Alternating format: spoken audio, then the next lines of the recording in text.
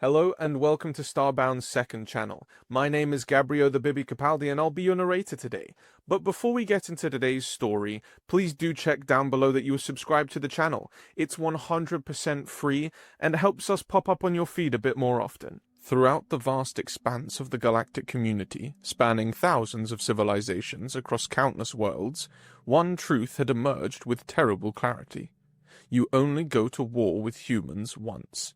Not because they were undefeatable, many species possessed greater technology or numbers, but because humans alone responded to aggression with such absolute retribution that no attacker survived to attempt a second conflict. Izir knew this truth better than most. He lived with it every day in his cold cell, the last representative of a once proud species who had learned this lesson too late. The light purple hue of Izar's skin had dulled during his years of imprisonment, making the delicate scale-like texture appear ashen under the harsh artificial lighting. His tall, slender frame, once bearing the proud posture of a Mogarian ambassador, now hunched slightly as he paced the confines of his brick-stone cell. Two large eyes, their natural violet luminescence faded to a dull lavender, surveyed his sparse surroundings for the 1000th time. His 5-fingered hands, nearly identical to a human's save for the slight webbing between each digit, absently traced the walls as he walked. The cell was small, barely 6 paces across, with nothing but a basic sleeping platform and sanitation unit. It was, Izir often thought, a fitting tomb for the last meaningful representative of the Mogarian civilization. The monotony of his confinement had become a reliable constant. Wake, go out to exercise, eat the bland nutrition provided, and then return to his cell and watch the hours pass, remembering a life that no longer existed. The tedium had become so absolute that when the usual sounds of activity echoed down the corridor, Izir's antennae, 2 short, sensitive appendages protruding from his forehead, perked up involuntarily. Guards' voices, the distinctive sound of restraints, and the unmistakable cadence of a new prisoner being processed broke through the silence of the high-security wing. Izir pressed himself against the wall that separated his cell from the adjacent one. Empty these past 3 cycles since the Dramic who occupied it had expired from natural causes. The sounds grew louder until they stopped directly outside. Orders were barked, locks disengaged, and then the distinctive whoosh of the neighboring cell door opening and closing. "Welcome to your new home," one of the guards said with unmistakable mockery before the sound of retreating footsteps indicated their departure. Silence fell once more, but Izir could sense the presence on the other side of the wall. A new inmate, a new voice. After 3 cycles of nothing but guards and his own thoughts, the possibility of conversation sent an electric current of anticipation through his body.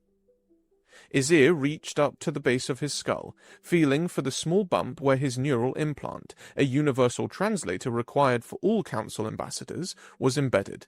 He pressed it gently, ensuring it was still functional. It had been so long since he'd spoken to anyone who wasn't a guard that he worried the device might have atrophied from disuse. "It still works," he muttered to himself, hearing the familiar synthetic undertone as the implant converted his native Morgarian speech patterns into the standard galactic tongue. With that assurance, he called out to his new neighbor. "What are you in for?" The question echoed in the empty space, sounding more abrupt than he intended. For several moments, there was no response, and Izir wondered if perhaps the new prisoner didn't have a translator, or worse, was one of the non-verbal species. But then a voice replied, terse and flat. "Shot a galactic judge. The worst part was that the 4-eyed Gotharian survived." Izir felt his breath catch. The blunt admission of attempted murder, stated without remorse or justification, momentarily shocked him. Not because he was morally outraged, he had participated in far worse, but because of the straightforwardness.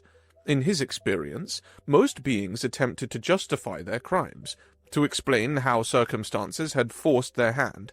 The prisoner had simply stated the facts. A smile, rare and genuine, spread across Izir's face. "I've felt like shooting a galactic judge a few times myself." he replied, a hint of his old diplomatic charm returning in his voice. "Especially during my time as ambassador. Those sanctimonious Gotharians with their multiple eyes always watching, always judging." He settled himself more comfortably against the wall, feeling a strange camaraderie with the unseen prisoner. "I was ambassador for my species at the Galactic Council. Before most of us went extinct, that is." As the words left his mouth, Azir realized he had begun telling his story without even asking for the name or species of his new neighbor. In his former life as a diplomat, such an oversight would have been unthinkable, but prison had changed him. Or perhaps it had simply stripped away the veneer of civilization, revealing what had always lurked beneath, a being concerned primarily with his own narrative. "I don't even know what you are," Azir said with a short, harsh laugh. "Forgive my manners. They deteriorate after years in isolation." But rather than offer his own identity in return, the mysterious prisoner remained silent on the matter. Azir found himself both irritated and intrigued by this. He decided to accept the mystery, convincing himself he would simply wait for the other prisoner to ask first. An old negotiating tactic, let the other party make the first real overture. Surprisingly, the question never came. Instead, after a thoughtful pause, the voice simply asked, "What about you? What are you in for?" The question lingered. In that moment, Azir felt a strange comfort wash over him. For decades, he had been guarded, defensive, maintaining the official position that his species had been wrongfully accused, that the evidence against them had been exaggerated. But now, imprisoned for life, what purpose did such pretenses serve? There was a liberation in having nothing left to lose. "Would you like the official record?" Azir asked. "Or the truth?" "The truth," came the immediate reply. "We have time for nothing else in here." Azir closed his eyes, remembering. For the first time since his capture and trial, he felt the urge to tell the uncensored version of events. Not the sanitized account he had given the council, nor the defiant justifications he had offered during his sentencing. The real story, with all its arrogance and miscalculation. "Very well," he said, settling into a more comfortable position against the wall. "I am here because my species committed what the council termed unprovoked genocide against a previous unknown intelligent species.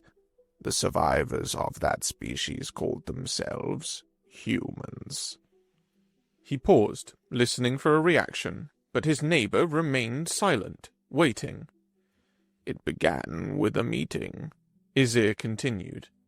"The king of my world summoned me from my council duties. This was unusual, typically. He communicated via secure channels rather than requesting my physical presence. But the matter, he said, was too sensitive for standard protocols." Azir's antennae flattened against his head as he recalled the fateful day that had set everything in motion. "When I arrived, he showed me the surveillance data. Our long-range probes had discovered a species in a neighboring system, primitive by our standards but advancing quickly, too quickly, and too close for comfort." He could still see the king's face, the concern in his eyes as he laid out the situation. "The king wanted my opinion on the best way to hide them from the council while we eliminated the potential threat they posed. He asked me, as someone familiar with council politics, how we might circumvent the non-interference statutes." Azir felt the familiar weight of his choices settling on him once more. "I should have objected. I should have reminded him of our sworn duties as council members. Instead, I looked at the data, at this upstart species that had already moved from primitive combustion to rudimentary atomic technology in mere centuries, and I agreed with him." His voice dropped to little more than a whisper. "Who needs more competition in our sector?" These had been his exact words, 5 simple words that had doomed his entire civilization. That, Izir concluded, is what I am in for. The true version, not the official one, and the story only gets worse from there. Silence hung between the cells after Izir's confession. He wondered if his mysterious neighbor regretted asking, now that the conversation had turned into genocide rather than the mere straightforward crime of shooting a judge. But then came a response, the voice somehow softer yet more intent than before. Tell me more about your time as ambassador. It must have been challenging to maintain appearances after your species decided on this course of action. Izir's antennae twitched in surprise. Most beings recoiled at the mention of his crimes, yet this prisoner seemed almost clinically interested. The question was perceptive, too, cutting straight to what had indeed been the most difficult aspect of his role. Challenging is a profound understatement, Izir replied, settling back against the cold wall. Imagine attending council sessions, debating trade policies and migration quotas, all while knowing your civilization was secretly planning an extinction event. He closed his eyes, the memories flooding back with uncomfortable clarity. Our king and military command were focused on the weapons development, the tactical planning, but I was the one who had to look representatives of 100 species in their eyes, or whatever sensory organs they possessed, and maintain the lie. The diplomatic functions, the formal dinners, the endless negotiations, all of it had become a theater of deception. Every conversation a minefield of potential slips, every relationship tainted by what he knew was coming. There was a Haraxian diplomat, Izir continued, who specialized in cultural exchange programs for emerging civilizations. She was constantly pestering me about expanding our efforts to identify new sentient species worthy of council contact. Her happy gaze was excruciating. Did you ever consider warning someone? His cellmate asked. Izir laughed bitterly. Of course, especially after I saw the detailed plans, but betraying my species is treason, punishable by... Death? Interrupted the voice from the next cell.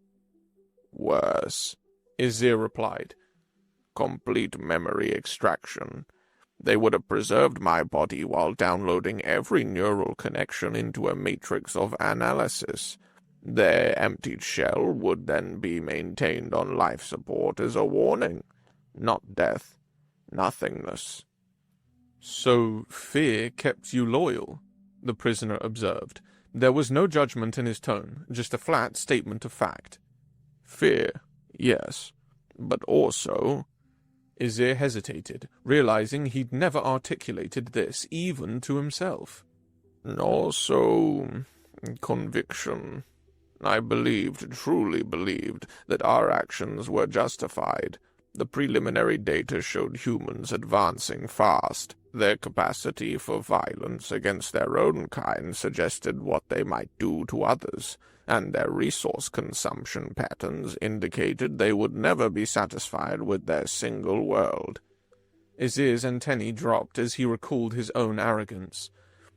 I convinced myself we were being prudent, preemptive, that we're protecting not just ourselves but potentially the entire galactic community from a destabilizing force.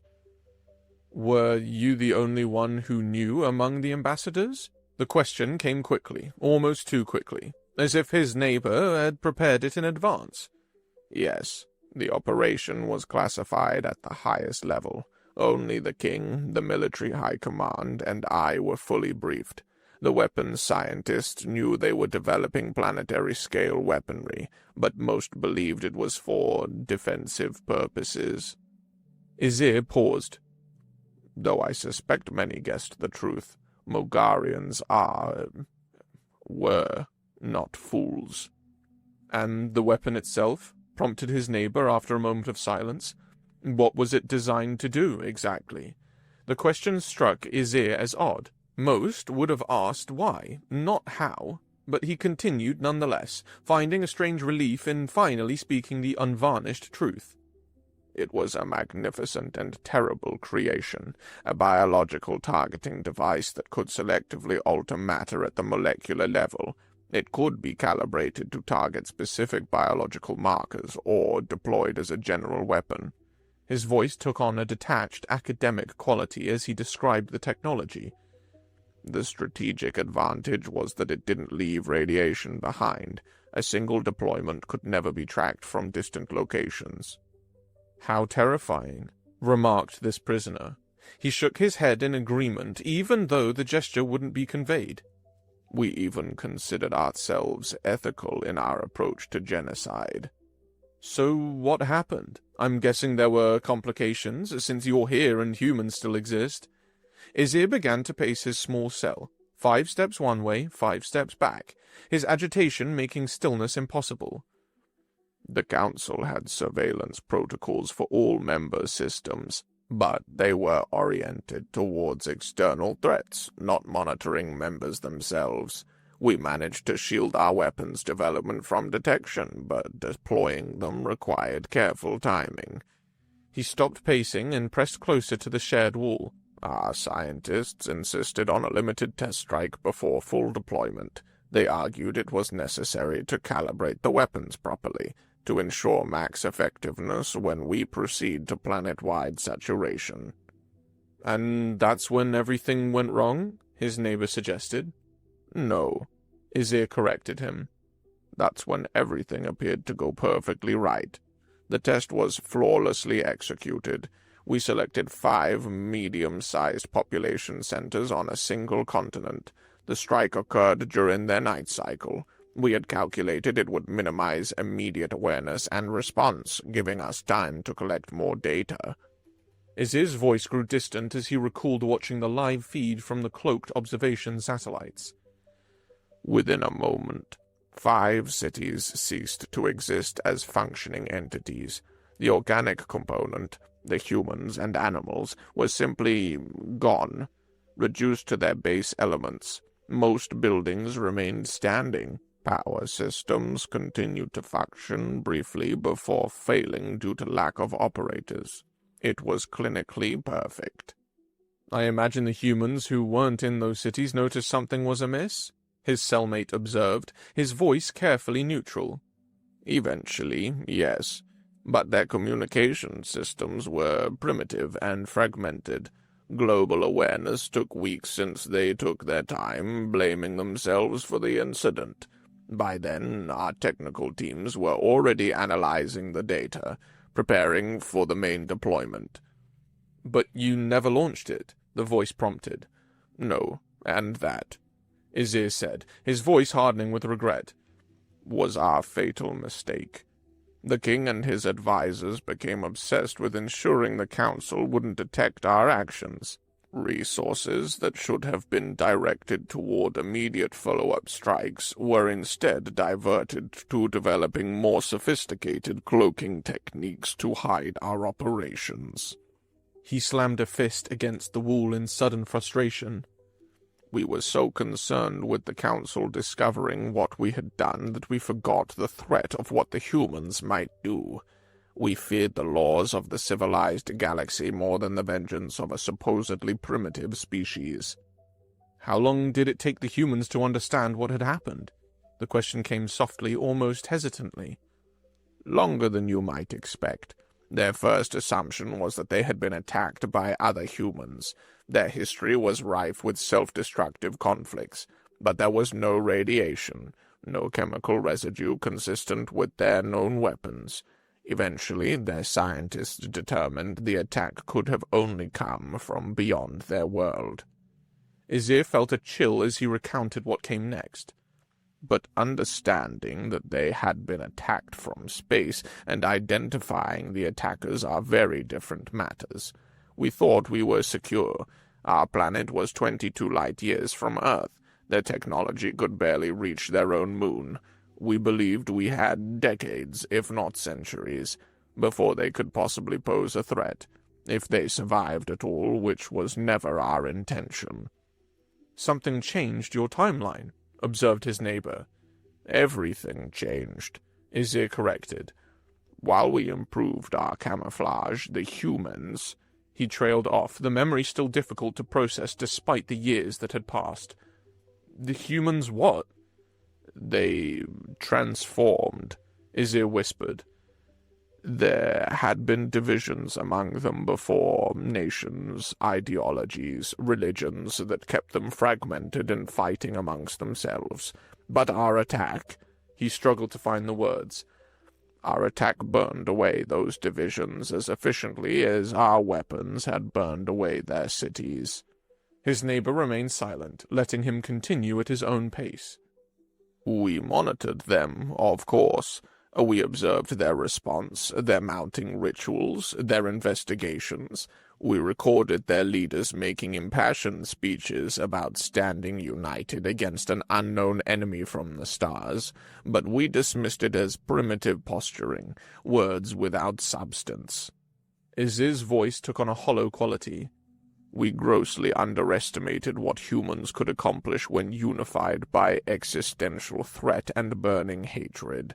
Their greatest minds were gathered in underground facilities, working with minimal sleep, testing and developing technologies at a pace that defied all our predictive models. You sound almost admiring, the prisoner remarked. I am, Izir admitted. Even now, I cannot help but acknowledge the brilliance of what they achieved, however terrible its purpose. In the time it would take most species to develop a consensus response plan, humans had already moved from theoretical physics to applied technology. They were driven by something our species couldn't comprehend, a mixture of fear, rage, and absolute determination that overrode normal limitations. He paused, collecting his thoughts. Our first real hint that we had miscalculated came 3 standard cycles after our test strike, when our long-range communications arrays detected an anomaly.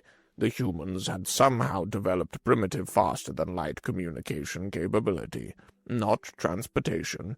They couldn't yet move physical objects beyond light speed, but information could now travel instantaneously across the gulf between stars. That must have been concerning, his cellmate noted with what sounded strangely like suppressed pride. It should have terrified us, but again we underreacted. Our scientists were impressed but pointed out that communication alone couldn't harm us. They insisted that developing actual, faster-than-light travel would take the humans decades more, at minimum. Izir's antennae dropped low against his skull. What we failed to appreciate was that faster-than-light communication allowed the humans to gather information about the wider galaxy.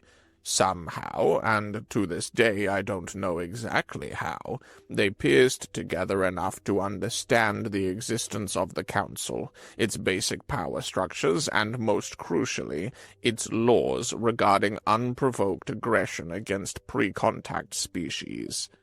They contacted the Council directly? His neighbor stated rather than asked. Yes. Imagine the shock when a species no one had officially discovered suddenly transmitted a formal petition for justice, complete with evidence of the attack and precise accusations against my world. It was... Izir searched for the appropriate term. Unprecedented. How did the Council respond? With bureaucratic confusion at first, Izir said with a short, bitter laugh. The legal framework simply didn't account for a pre-contact species self-reporting their victimization. There were procedures for council members attacking non-members, yes, but the non-members weren't supposed to know about the council in the first place. He shook his head at the absurdity of it all. While the council debated jurisdiction and procedure, I was frantically trying to contain the diplomatic damage. I denied everything, of course, claimed the humans were mistaken or delusional, suggested perhaps another unknown species was responsible. But the evidence was hard to deny, and several council races deployed investigative teams to Earth immediately. They found proof, his neighbor stated. Irrefutable proof. Traces of our weapons technology, unique to our engineering approach. The investigative report was devastating. Not just confirming our guilt, but detailing the methodical planning that had gone into the attack. Azir sank down onto his sleeping platform, the weight of memory pressing on him physically. I was immediately detained, along with any Mogarian officials who could be located off-world, but most of our leadership remained on our homeworld, protecting our planetary defense systems, still believing we could weather the diplomatic storm. They refused to surrender? The king issued a statement acknowledging the regrettable incident, but framed it as a necessary security action against a potential destabilizing new species. He briefly offered reparations while refusing to accept criminal liability. Azir's laugh was hollow. But even that offer was rescinded when the masses took to the streets. Refusing to pay the taxes required for the reparations, they called for war, arguing they had already paid for the development of the weapons. And the humans? There was an edge to his neighbor's voice now, barely controlled intensity that Azir failed to notice in his absorption with the story. The council offered them immediate protected status and accelerated membership, standard procedure for a species that has been victimized by illegal aggression. But the humans... Azir's voice faltered. The humans refused. Refused council protection? His cellmate sounded genuinely surprised. Refused everything. Membership, protection, even the offer to establish an official peacekeeping presence in their system. They thanked the investigators, then asked them to leave Earth space while they considered their options. Azir rose again, resuming his agitated pacing. The council was baffled. Some representatives argued the humans were simply in shock. Others suggested their primitive diplomatic structures couldn't process the complexity of council membership. A few more insightful voices warned that the humans were planning something that would violate council laws, and therefore didn't want to be bound by them. Those insightful few were right, I'm guessing, his neighbor prompted. Completely right. 4 standard cycles after their first contact with the council, just as my trial was concluding, the humans did the unthinkable. Azir stopped pacing, his voice dropping to barely above a whisper. What followed was not war as most species understand it. There was no declaration, no demand for surrender, no strategic campaign targeting military assets. He pressed his hand against the wall, as if seeking support. One moment, life on my homeworld was proceeding with tense normality. The next, our capital city and the king, and the entire central government, simply ceased to exist. And faster-than-light missile, a technology no other species had even considered developing, materialized in the heart of our most protected space and detonated in a flash. Just one missile? His cellmate asked, voice carefully controlled. The first one, yes. But unlike our cautious test strikes on Earth, the humans didn't pause to analyze results. They didn't hesitate.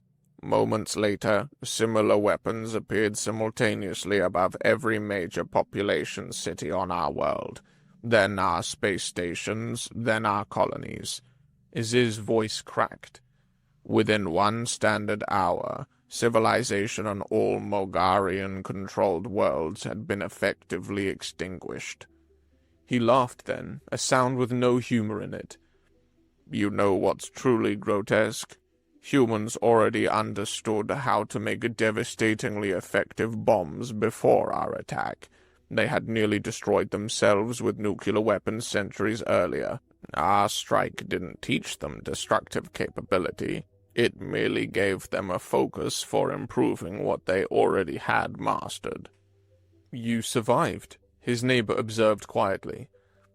Only because I was off-world, detained by council security pending the outcome of my trial.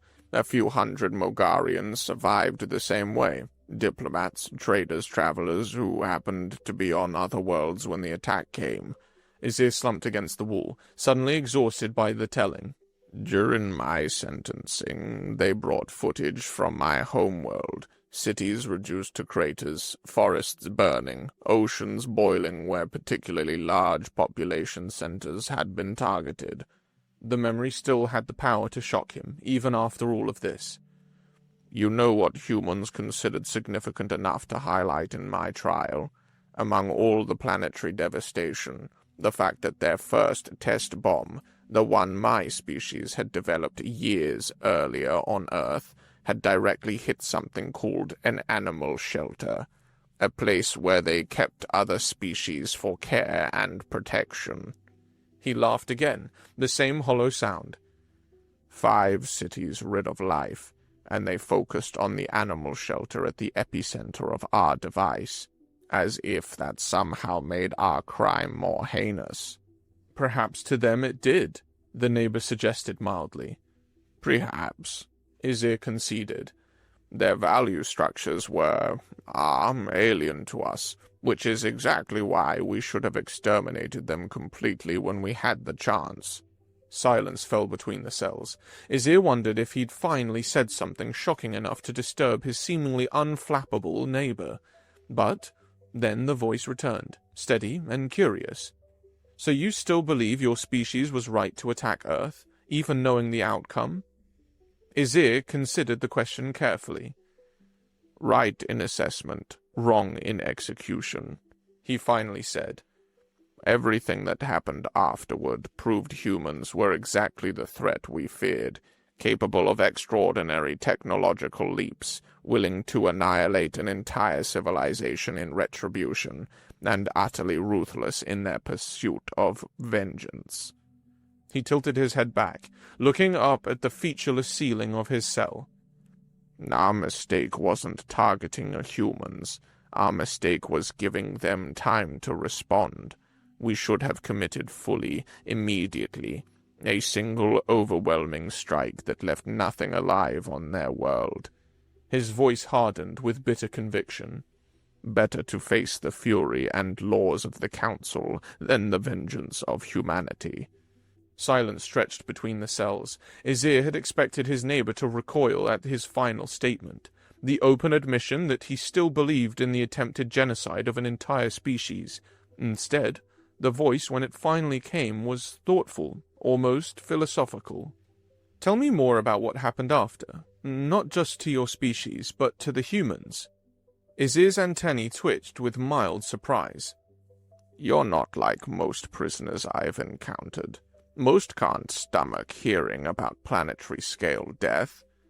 I've seen my share of ugliness, the voice replied simply, and I want to understand how it all ended. Izir settled back, finding an odd comfort in continuing his story. After the human counterattack, the Council faced an unprecedented situation. A non-member species had virtually exterminating a founding member civilization, an act that, under normal circumstances, would have resulted in severe sanctions, possibly even a unified military response. He gave a bitter laugh. But these were hardly normal circumstances. The evidence of our unprovoked attack was irrefutable. Many council representatives were secretly terrified of humanity's demonstrated capabilities, and a disturbing number seemed to think we had received appropriate justice. How did they justify that position? His cellmate asked. They invoked the proportional response doctrine, an obscure subsection of interspecies law that had never been applied on such a scale before. It argues that victims of aggression have an inherent right to prevent future attacks through decisive action. Izir's voice took on the formal cadence of legal quotation. When diplomatic remedies have been exhausted or are unavailable, the targeted party may employ force sufficient to neutralize the demonstrated threat. His neighbor made a soft sound that might have been amusement. Convenient interpretation. Extremely, especially since humans had made no attempt at diplomatic remedies, but the Council was eager to avoid confrontation with this newly revealed technological power. So when humanity finally agreed to open formal relations 3 cycles later, the Council practically tipped over itself to be accommodating. Humans joined the Council. The question came with a note of genuine curiosity. Eventually, yes.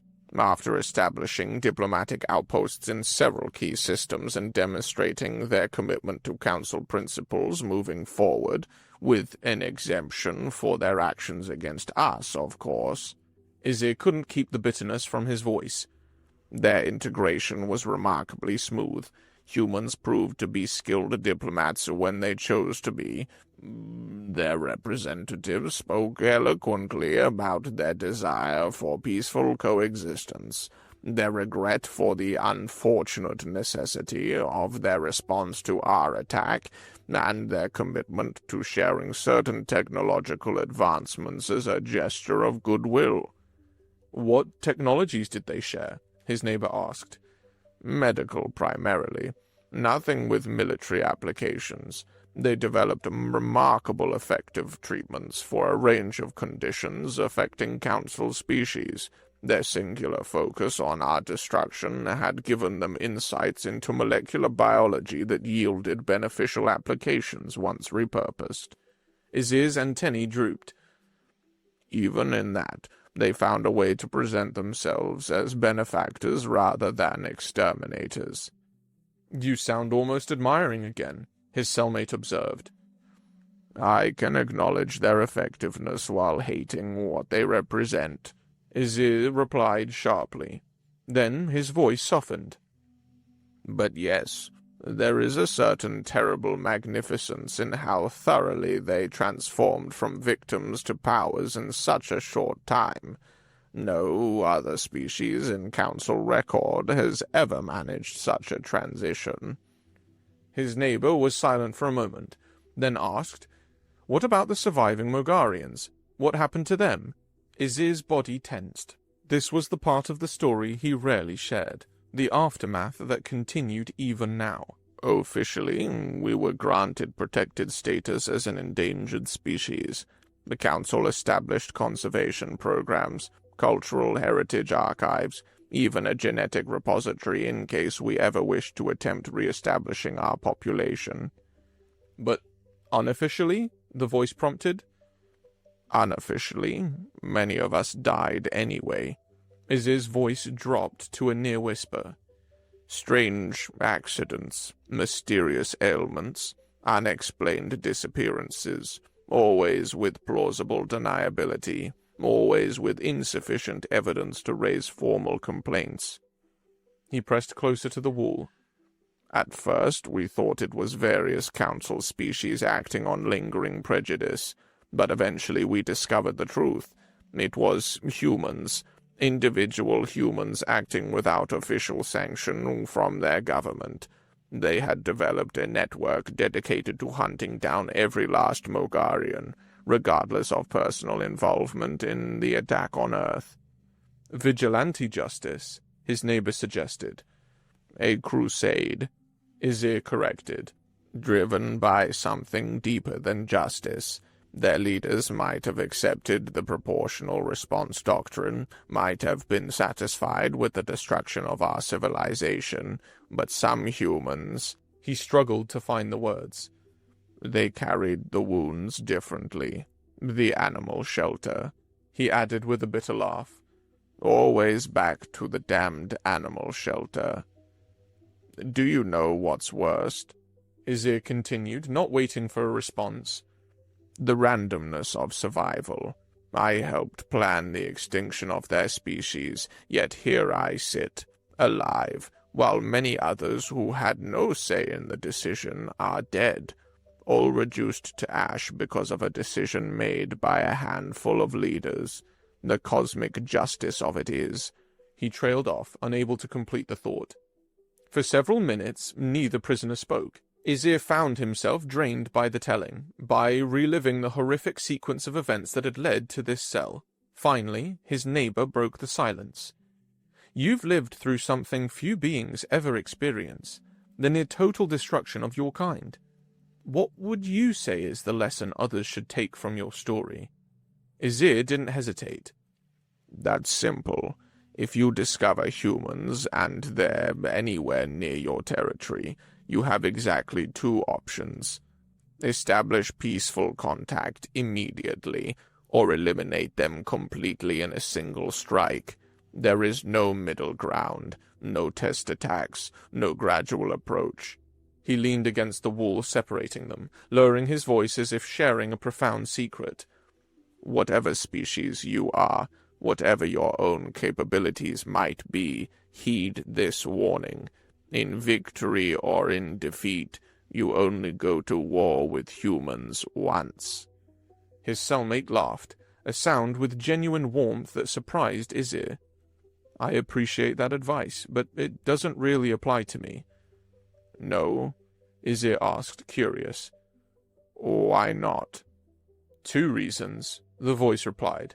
"First, I'm going to be in this prison for the remainder of my days, so I'm not likely to be making first contact with anyone." "And the second reason?" Izir prompted when his neighbor didn't continue. "You'll see for yourself in about an hour, when they let us out for the meal period." There was something in the tone, a subtle shift that sent an inexplicable chill down Izir's spine.